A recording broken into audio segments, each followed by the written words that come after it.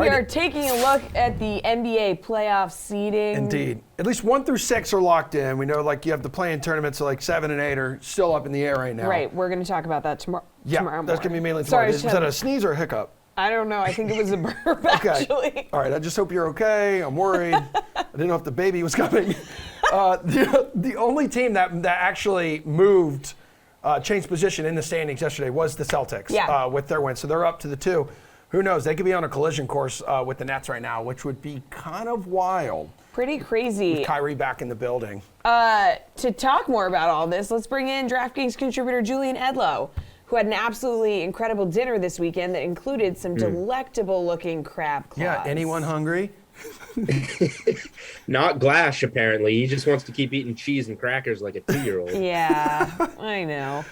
So we're going to talk NBA playoff futures. So we want to kind of get your reaction to the playoff seeding from a sportsbook perspective. Like I said, we are going to save the playing games for tomorrow, so don't worry about that right now. Yeah. Okay. Yeah. So with the seeding set, dude, which of these first round matchups are you most looking forward to?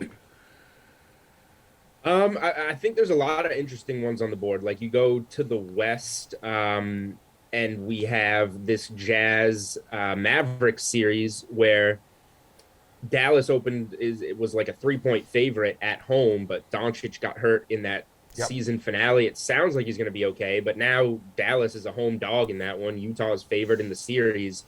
It's not a series that I have as much of an opinion on, but I think it's going to be a very close series that the moving price and the status of Doncic just creates a lot of interest, I think, leading up to Saturday. It's the first playoff game to tip, too.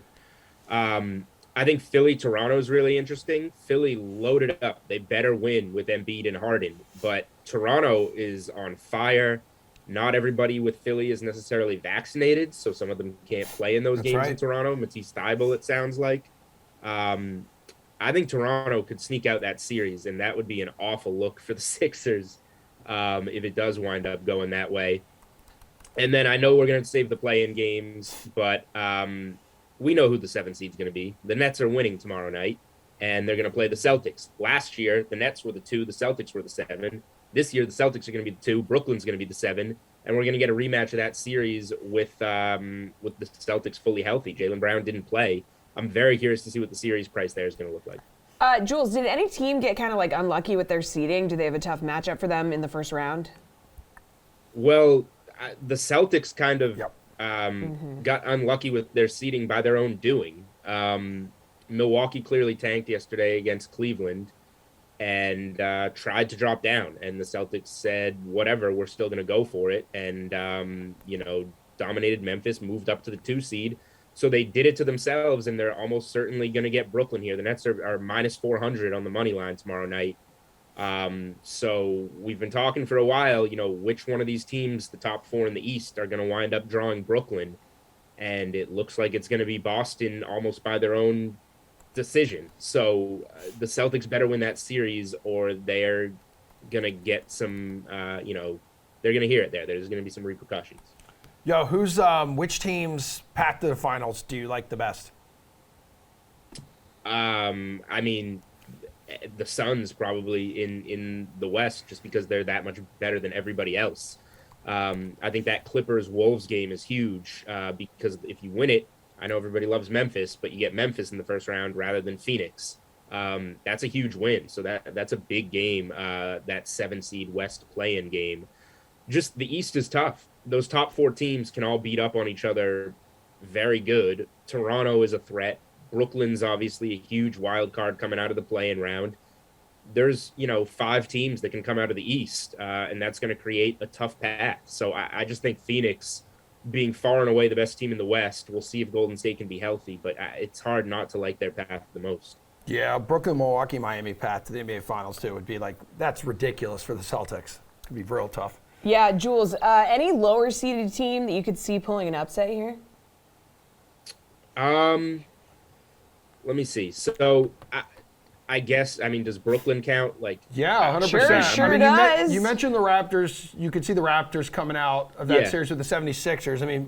Brooklyn, I think people would consider maybe the most dangerous 7 seed in the history of the league. So it could end up being an 8. So if Brooklyn if Brooklyn is favored on the series line against the Celtics, which they very well might be, like I'll bet the Celtics. So I'll bet there's your, let's forget the word lower seed. Let's take upset. If on the price, the Celtics are an upset, they're plus money.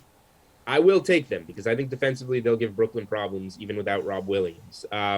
But yeah, I think Toronto is a team to watch out for against Philly. And then the biggest sleeper, I think that if either team that wins that 7 play-in game, I think is live against Memphis. I know Memphis has been awesome, but they need to watch out, especially if it's the Clippers. And I do like the Clippers in that game. If the Clippers draw Memphis and Kawhi Leonard maybe could come back sometime in the playoffs, so they have reason to play and try and go deep and challenge them. I think that the 7 seed in the West is a team that could be live at some big plus money against Memphis. What about a team's seeding or matchup? Which one that kind of makes you rethink their conference or their final odds? I still can't believe that, like, the Nets still have the second best odds to win the Eastern Conference. They still have the third best odds to win an NBA title this season. Yeah. I mean, there's no way that they don't make it through the play-in round. So they're kind of priced for that. They're almost certainly going to beat Cleveland in that first home game tomorrow night. If they don't, they get to fall back on that with another home game against the Hawks or Hornets. So I think we're just kind of grading it as pretty much putting them through.